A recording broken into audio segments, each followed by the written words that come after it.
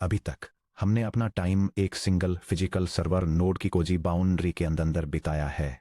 हमने सीखा है कि कैसे नॉन ब्लॉकिंग कूडा स्ट्रीम्स को हार्नेस करें, मैट्रिक्स ऑपरेशंस को माइक्रो चंक्स में स्लाइस करें और lightning fast intra chassis NVLink interconnects के जरिए टेंसर्स को पास करें। अगर आपकी पूरी दुनिया एक 8 जीपीयू वर्कस्टेशन के अंदर फिट हो जाती है तो लाइफ काफ़ी स्वीट है। लेकिन मॉडर्न एंटरप्राइज एआई और हाई परफॉर्मेंस कंप्यूटिंग की रियलिटी यह है कि सिंगल नोड्स की फिजिकल सीलिंग्स होती हैं। जब आप एक 70 बिलियन या 1 ट्रिलियन पैरामीटर फाउंडेशन मॉडल को ट्रेन कर रहे होते हैं या मैसिव क्लाइमेट सिमुलेशंस रन कर रहे होते हैं तो अर्थ पर किसी भी सिंगल चेसिस के पास इस वर्कलोड को संभालने के लिए इनफ वीरैम या रॉ कंप्यूट पावर नहीं होती है। आपको एक सर्वर रैक फैब्रिक के जरिए कनेक्टेड दर्जनों, सैकड़ों या यहां तक कि हजारों इंडिपेंडेंट सर्वर नोड्स पर स्केल आउट करना पड़ता है। इंट्रा नोड जीपीयू प्रोग्रामिंग से मल्टी नोड क्लस्टर इंजीनियरिंग पर जाना हमें टू मैसिव इंजीनियरिंग हर्डल्स का सामना करने के लिए मजबूर करता है। पहला, नेटवर्क लेटेंसी और बैंडविड्थ बॉटलनेक्स।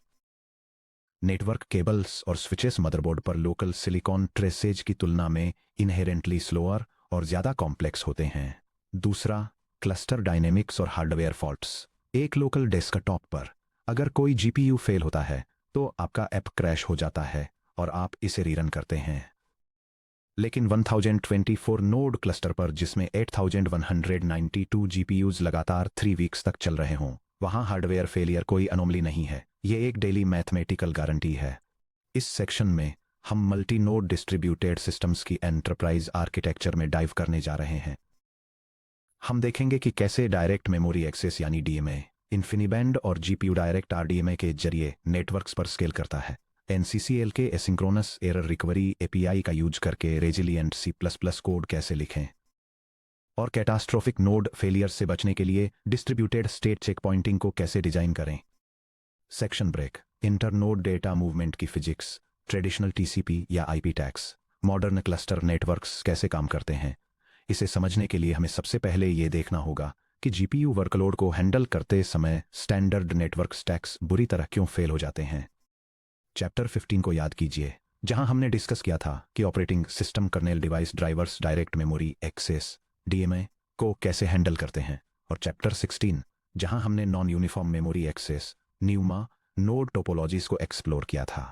एक स्टैंडर्ड नेटवर्क एप्लीकेशन में, जैसे कि एक वेब सर्वर या स्टैंडर्ड डिस्ट्रीब्यूटेड ऐप, अगर नोड ए पर मौजूद जीपीयू 0 नोड बी पर मौजूद जीपीयू 0 को standard TCP IP network sockets के जरिए एक टेंसर पेलोड भेजना चाहता है तो डेटा को एक बहुत ही लंबे और थका देने वाले पाइपलाइन से होकर गुजरना पड़ता है। यह डायग्राम नेटवर्क के जरिए वन होस्ट की ग्राफिक्स मेमोरी से दूसरे होस्ट की ग्राफिक्स मेमोरी में डेटा ट्रांसफर करने के स्टेप बाय स्टेप पाथवे को दिखाता है। इस प्रोसेस में मल्टीपल स्टेजेस शामिल हैं, जैसे सोर्स ग्राफिक्स कार्ड से पेरिफेरल कंपोनेंट इंटरकनेक्ट एक्सप्रेस बस के जरिए सिस्टम मेमोरी में डेटा कॉपी करना, सेंट्रल प्रोसेसर इंटरप्ट्स का यूज करके इसे ऑपरेटिंग सिस्टम के नेटवर्क स्टैक से गुजारना और इसे नेटवर्क इंटरफेस कार्ड के जरिए बाहर भेजना। रिसीविंग एंड पर यह प्रोसेस रिवर्स हो जाता है, जिसमें डेटा रिसीविंग नेटवर्क कार्ड से सिस्टम कर्नेल और होस्ट मेमोरी से होते हुए ट्रेवल करता है और फिर फाइनली डेस्टिनेशन ग्राफिक्स मेमोरी में लोड हो जाता है। यह sequence traditional non direct memory access network transfers से जुड़ी लेटेंसी और प्रोसेसर ओवरहेड को हाईलाइट करता है। देखिए उस ट्रिप में कितने सारे इंटरमीडिएट हॉप्स और सीपीयू इंटरवेंशन लगे। हर बार जब डेटा वीरैम और सिस्टम रैम के बीच पीसीआई बस को क्रॉस करता है तो होस्ट सीपीयू कोर्स इंटरप्ट्स और कॉन्टेक्स्ट स्विचेस को हैंडल करने में उलझ जाते हैं। इससे भी बुरा यह है कि अगर आपका एनआईसी फिजिकली सीपीयू सॉकेट 0 यानी न्यूमा नोड 0 से वायर्ड है, लेकिन आपका जीपीयू सीपीयू सॉकेट 1 यानी न्यूमा नोड 1 से अटैच्ड है, तो हर बाइट को होस्ट सीपीयू इंटरकनेक्ट्स जैसे कि इंटेल यूपीआई या एएमडी इन्फिनिटी फैब्रिक से होकर बाउंस करना पड़ता है, जिससे आपके सिस्टम की मेमोरी बैंडविड्थ चोक हो जाती है। जब सैकड़ों जीपीयू के बीच second gigabytes of tensor gradients transmit किए जाते हैं तो ये traditional TCP IP tags high latency spikes पैदा करता है और सिस्टम थ्रूपुट को बर्बाद कर देता है। Section break, GPU direct RDMA pure hardware bypass.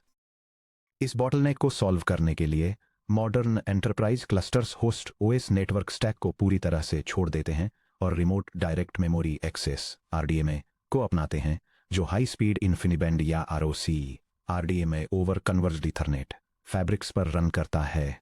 जब इसे Nvidia GPU direct RDMA GDR के साथ कंबाइन किया जाता है तो नेटवर्क इंटरफेस कार्ड NIC जैसे कि एक Nvidia ConnectX host channel adapter HCA को PCIe रूट कॉम्प्लेक्स के जरिए GPU VRAM का डायरेक्ट DMA एक्सेस मिल जाता है। GPU डायरेक्ट RDMA कैसे काम करता है? PCIe base address registers BAR के जरिए GPU VRAM मेमोरी रेंजेस को एक्सपोज करके और physical peer to peer DMA mappings establish करके नेटवर्क ट्रांसफर के दौरान होस्ट CPU और सिस्टम रैम पूरी तरह से बाईपास हो जाते हैं। यह diagram GPU direct RDMA zero copy path को दिखाता है, ये दर्शाते हुए कि कैसे डेटा सीधे एक सेंडिंग नोड पर GPU की मेमोरी से एक रिसीविंग नोड पर GPU की मेमोरी में ट्रांसफर होता है।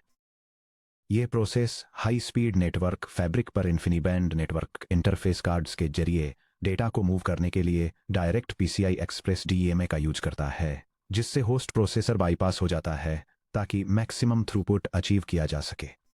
आइए आसान शब्दों में समझते हैं कि एक GPU डायरेक्ट RDMA ऑपरेशन के दौरान पर्दे के पीछे असल में क्या होता है। Zero host memory copies tensors node A पर GPU 0 के VRAM से सीधे नोड A के इन्फिनिबैंड HCA के PCI इंटरफेस में पूरे नेटवर्क फैब्रिक के पार नोड B के PCIe बस के जरिए और सीधे नोड B के VRAM में जाते हैं। Zero host CPU involvement host CPU initial network request describe को डिस्पैच करता है, लेकिन एक बार शुरू होने के बाद फिजिकल हार्डवेयर इंजन्स इस ट्रांसफर को एंड टू एंड मैनेज करते हैं। होस्ट CPU बाइट्स को कॉपी करने या पैकेट इंटरप्ट्स को मैनेज करने में 0 साइकिल्स स्पेंड करता है। Sub microsecond latencies OS kernel context switches और प्रोटोकॉल स्टैक ओवरहेड्स को बाईपास करके inter node communication latency tens of microseconds से घटकर लो सिंगल डिजिट माइक्रोसेकंड्स तक आ जाती है, जबकि नेटवर्क बैंडविड्थ हर लिंक पर 400 Gbps से भी ज्यादा हो जाती है। Section break enterprise cluster realities failures एक गारंटी हैं। जब मल्टी नोड इन्फिनिबैंड क्लस्टर्स में डिस्ट्रीब्यूटेड इंजन्स को स्केल आउट किया जाता है तो software development pure performance optimisation से डिस्ट्रीब्यूटेड सिस्टम रेजिलियंस की तरफ शिफ्ट हो जाता है। एक लोकल C++ प्रोग्राम में बग्स या हार्डवेयर ग्लिचेस प्रोसेस को तुरंत क्रैश कर देते हैं, लेकिन एक मल्टी नोड GPU एनवायरनमेंट में हार्डवेयर डिग्रेडेड स्टेट्स सटल और फ्रस्ट्रेटिंग तरीकों से सामने आ सकती हैं। नेटवर्क पैकेट लॉस और लिंक फ्लैपिंग एक डैमेज्ड ऑप्टिकल इन्फिनिबैंड केबल या noisy network switch port intermittently packets drop कर सकता है। पूरी तरह से फेल होने के बजाय थ्रूपुट ड्रॉप हो जाता है और NCCL कलेक्टिव कॉल्स लॉकअप हो जाते हैं। Transient PCIe bus errors heavy matrix multiply nodes पर high thermal stress PCIe correctable errors AER को ट्रिगर कर सकता है। अगर एक bus lower PCIe link speeds पर रिट्रेन होती है, for example PCIe Gen 5 times 16 से ड्रॉप होकर Gen 3 टाइम्स 4 पर आ जाती है, तो वो सिंगल नोड पूरे मल्टी नोड क्लस्टर रिंग को स्लो कर देता है। साइलेंट डेटा करप्शन यानी SDC अनकरेक्टेबल मेमोरी बिट फ्लिप्स या डिग्रेडिंग VRAM सेल्स बिना किसी OS एक्सेप्शन के नेटवर्क ट्रांसमिशन के दौरान टेंसर वैल्यूज को करप्ट कर सकते हैं। कम्युनिकेटर हैंग्स अगर नोड 12 पर रैंक 47 एक OS कर्नेल पैनिक या कूड़ा आउट ऑफ मेमोरी यानी OM एरर एक्सपीरियंस करता है तो ये इंस्टेंटली डाई हो जाता है। हालांकि क्लस्टर में बाकी 1023 ranks indefinitely NCCL all reduce पर वेट करेंगे, जिससे thousands of idle GPUs lockup हो जाएंगे जब तक कि कोई होस्ट टाइम आउट पूरे जॉब को किल नहीं कर देता। क्लस्टर हैंग्स को प्रिवेंट करने और इन कॉम्प्लेक्स इश्यूज को डीबग करने के लिए हमें NCCL के डायग्नोस्टिक टूल्स और एसिंक्रोनस एरर हैंडलिंग API को मास्टर करने की जरूरत है। सेक्शन ब्रेक हार्डनिंग NCCL यानी एनवायरनमेंट ट्यूनिंग और async error handling by default NCCL silent data corruption को रोकने के लिए एग्जीक्यूशन क्यूज को स्टॉल करके एरर्स को डिफेंसिवली हैंडल करता है। अगर कोई नेटवर्क पैकेट गायब हो जाता है तो NCCL फंक्शंस कॉलिंग थ्रेड को फॉरएवर ब्लॉक कर देंगे। प्रोडक्शन ग्रेड इंजनों को बिल्ड करने के लिए हमें NCCL के एनवायरनमेंट रनटाइम ऑप्शंस को कॉन्फ़िगर करना होगा और C++ में नॉन ब्लॉकिंग एरर पोलिंग को इंप्लीमेंट करना होगा।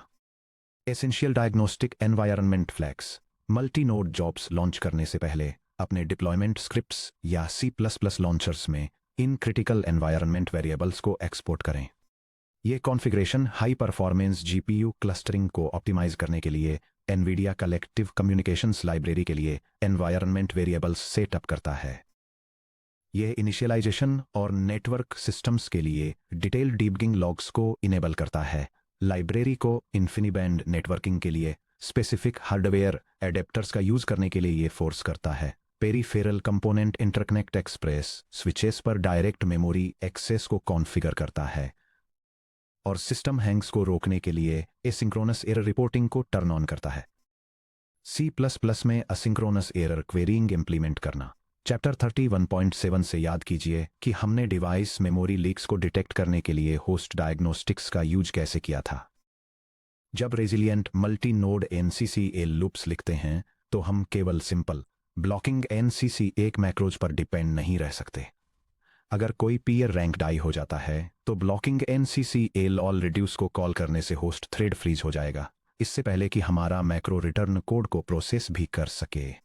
इसके बजाय हम NCCL कम्युनिकेटर को NCCL comm init rank config का यूज करके असिंक्रोनस मोड के लिए कॉन्फ़िगर करते हैं। इसके बाद हम NCCL comm get async error का यूज करके नॉन ब्लॉकिंग तरीके से कम्युनिकेटर स्टेटस को पोल करते हैं। C++ में एरर हैंडलिंग लूप को कैसे इंप्लीमेंट करना है वह यहां दिया गया है।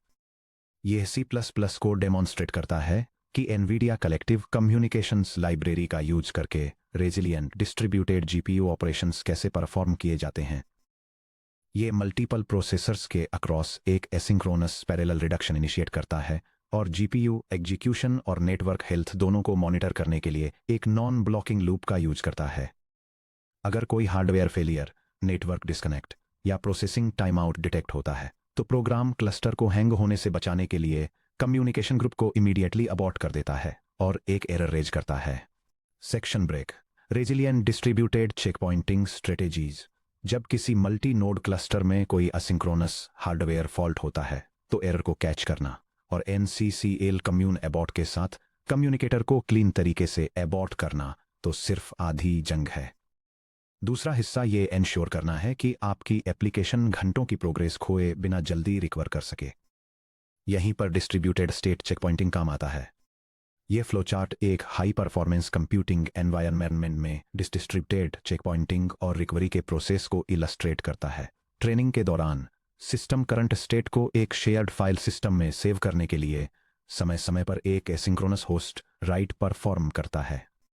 अगर बाद में कोई हार्डवेयर फॉल्ट डिटेक्ट होता है तो सिस्टम एक्टिव कम्युनिकेशन ग्रुप को अबॉर्ट कर देता है, कंप्यूटिंग नोड्स को रीएलोकेट करता है, कलेक्टिव कम्युनिकेशन लाइब्रेरी को री इनिशियलाइज करता है, शेयर्ड स्टोरेज से लास्ट सेव्ड स्टेट को रिस्टोर करता है और बिना प्रोग्रेस लूज किए एग्जीक्यूशन को रिज्यूम करता है। प्रोडक्शन चेक पॉइंटिंग के की रूल्स। एसिंक्रोनस चेक पॉइंटिंग अपने जीपीयू कंप्यूट स्ट्रीम्स को स्टोरेज में मल्टी गीगाबाइट स्टेट फाइल्स लिखते समय कभी भी पॉज न करें। इसके बजाय पिंड होस्ट मेमोरी में एक फास्ट डिवाइस टू होस्ट कूडा मेमो कॉपी एसिंक ट्रिगर करें और बैकग्राउंड में एक बैकग्राउंड C++ वर्कर थ्रेड यानी STD थ्रेड लॉन्च करें ताकि बैकग्राउंड में होस्ट मेमोरी बफर को एक high speed parallel file system जैसे लस्टर GPFS या AWS FSX पर स्ट्रीम किया जा सके। एटॉमिक राइट कमिट पैटर्न्स किसी भी मौजूदा चेकपॉइंट फाइल को सीधे कभी भी ओवरराइट न करें। अगर कोई नोड बीच राइट में क्रैश हो जाता है तो आपकी चेकपॉइंट फाइल करप्ट हो जाएगी। हमेशा अपना स्टेट एक टेम्परेरी फाइल में लिखें जैसे चेकपॉइंट स्टेप 1000.tmp.rank0 और राइट सक्सेसफुल होने पर एक एटॉमिक फाइल सिस्टम मूव यानी STD file system rename execute करें। कम्युनिकेटर री इनिशियलाइजेशन। जब एक फेल्ड नोड को आइसोलेट कर दिया जाता है और क्लस्टर में एक वार्म स्पेयर नोड से रिप्लेस किया जाता है तो आपके लॉन्च ऑर्केस्ट्रेटर को पूरे सॉफ्टवेयर स्टैक को फिर से बनाने की जरूरत नहीं होती है। बचे हुए ranks NCCL com destroy call करते हैं, एक fresh NCCL unique ID request करते हैं, NCCL com init rank run करते हैं, स्टोरेज से लेटेस्ट क्लीन चेकपॉइंट लोड करते हैं और एग्जीक्यूशन को ठीक वहीं से फिर से शुरू करते हैं जहां उन्होंने उसे छोड़ा था। Section break. Summary checkpoint. Multi GPU execution को एक सिंगल चेसिस से आगे स्केल आउट करने से हार्डवेयर कॉम्प्लेक्सिटी बढ़ती है, लेकिन अंडरलाइंग डेटा पाथ्स को समझने से यह मैनेज करने लायक हो जाता है। जीपीयू डायरेक्ट RDMA यानी GDROS kernel, host CPU sockets और सिस्टम रैम को बाईपास करता है जिससे इन्फिनीबैंड HCAPCI के जरिए नोड्स के बीच GPU VRAM एरेज के बीच सीधे डेटा स्ट्रीम कर पाते हैं। एंटरप्राइज क्लस्टर्स में real world hardware degradation, packet loss और नोड क्रैश होते रहते हैं। सिस्टम हेल्थ बनाए रखने के लिए नॉन ब्लॉकिंग एरर हैंडलिंग बहुत जरूरी है। एनवायरनमेंट फ्लैग्स जैसे NCCL debug इक्वल्स info और NCCL async error handling equals 1 network backends में विजिबिलिटी देते हैं और अनिश्चित काल के लिए क्लस्टर हैंग होने से बचाने में मदद करते हैं। नॉन ब्लॉकिंग API जैसे NCCL कम गेट async एरर और NCCL कम abort का यूज करके C++ इंजन नेटवर्क फॉल्ट्स को आसानी से ट्रैप कर सकते हैं और डिस्ट्रीब्यूटेड चेकपॉइंट्स का यूज करके फास्ट रिकवरी वर्कफ्लो को ट्रिगर कर सकते हैं। अब जब हम समझ गए हैं कि multi node clusters physical fabrics में डेटा कैसे ट्रांसफर करते हैं, तो ये हार्डवेयर इंटरकनेक्ट्स असल में अंदर से देखने में एक दूसरे से कैसे कंपेयर होते हैं। अगले सेक्शन में 32.8 ASCII topology blueprint, NVLink multi GPU ring communication versus PCI SWIDI switched बस, हम विजुअल आर्किटेक्चरल ब्लूप्रिंट्स को मैप आउट करेंगे जो intra node NVLink mesh topologies को ट्रेडिशनल PCIe स्विच्ड आर्किटेक्चर से कंपेयर करेंगे और ये एनालाइज करेंगे कि फिजिकल हार्डवेयर बसेस में डेटा कैसे रूट होता है।